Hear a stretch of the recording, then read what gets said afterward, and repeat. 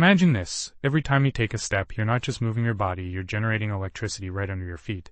But how much can you really produce, and could it power anything useful? Let's find out. Your body radiates warmth constantly. Could that be tapped like a hidden battery? Meanwhile, every step you take vibrates the ground beneath you.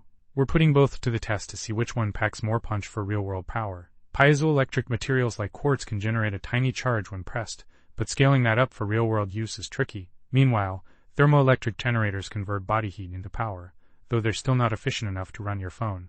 Imagine a world where your body isn't just a consumer of energy, but an active participant in powering the tech around you.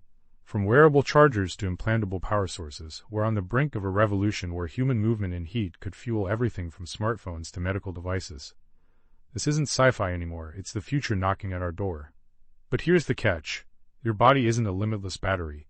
Even with breakthroughs in piezoelectric and thermoelectric tech, the energy output is tiny, enough to light an LED or power a sensor, but not your smartphone yet.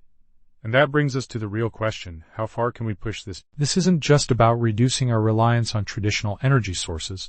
It's about redefining what it means to be human in a technological